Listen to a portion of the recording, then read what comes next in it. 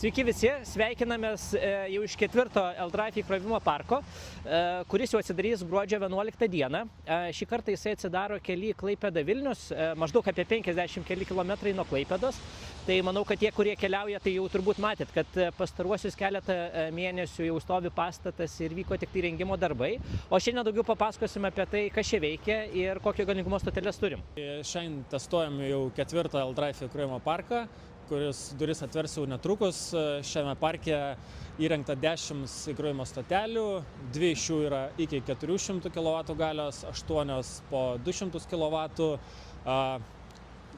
Parko lankytojai čia galės rasti CCS įkrovimo jungtis ir Čademo įkrovimo jungtis. Tai šiandien ištestavom 400 kW galios įkrovimo stoteles, kurios pasiekia maksimalią įkrovimo galią. Tai yra 2 Porsche modeliai buvo testuoti, Taycan ir Macan. Na ir kiekvienas jų šioje stotelėje pasiekia po 200 kW įkrovimo galią. Taip, tai matom dabar, kad abu Porsche modeliai kraunasi identišką galią, tai vienas 160 kW, kitas 158. Taip yra todėl, kad baterijos yra jau daugiau nei 50% įkrautos.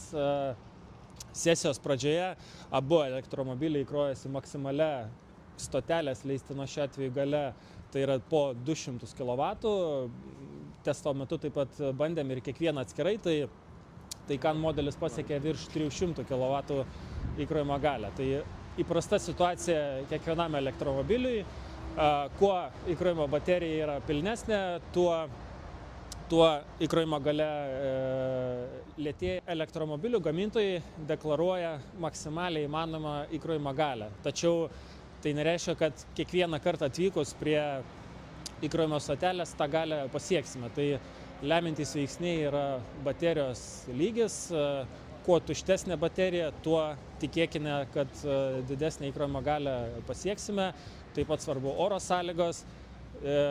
Naujesnio modelio elektromobiliai siūlo baterijos pašildymo galimybę. Tai būtina suprasti kiekvienam vairuotojui, kad prieš atvykstant į įkrovimo sesiją reiktų pašildyti elektromobilio bateriją, ypač tokio oro, kaip šiuo metu turime Lietuvoje, kada yra neigiama temperatūra arba vos pliusinė.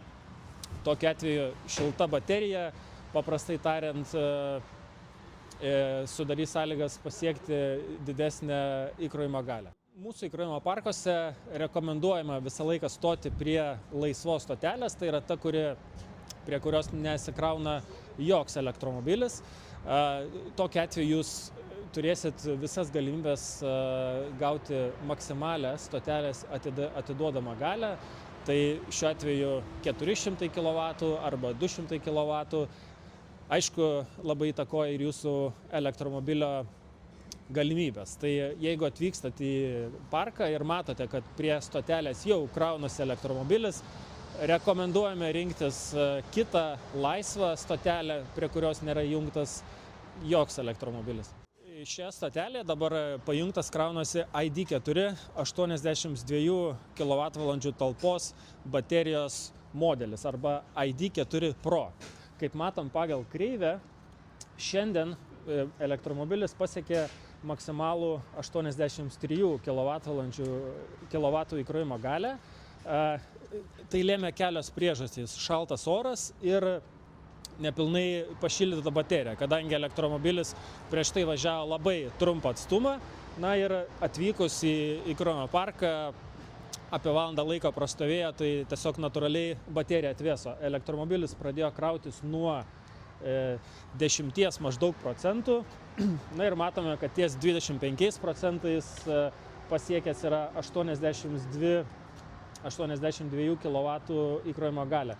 Įprastai toks elektromobilis maksimaliai pasiekia 140 kW įkrovimo galią, tai deklaruoja gamintojas. Tai vasarą, pradedant krauti su minimalia baterijos likučiu, tai apie 5–10 procentų. Turime dar vieną elektromobilio modelį, šiuo atveju Tesla I. Gamintojo maksimalus deklaruojamas įkrovimo greitis yra 170 kW įkrovimo galia. Matome, stotelė maksimaliai gali atiduoti iki 400 kW galios, bet šis elektromobilis nesenai atvyko prie įkrovimo stotelės. Baterija jo yra daugiau negu 50%, dėl to jis nepasiekė 170 kW įkrovimo galios, pasiekė labai neblogą rezultatą, tai yra 130 kW. Bet ilgai netruko ir įkrovimo galia krito iki 100 kW. Tai ką darom išvadą, kad kiekvieno elektromobilio baterijos pašildymas, įkrovimo galia priklauso vėlgi nuo tų pačių keleto veiksnių. Tai yra baterijos likutis, oro temperatūra, baterijos pašildymo galimybė, šiuo atveju Tesla tokią galimybę turi, kas padeda jai iškart gauti startinę didesnę įkrovimo galią, na ir pati įkrovimo stotelė.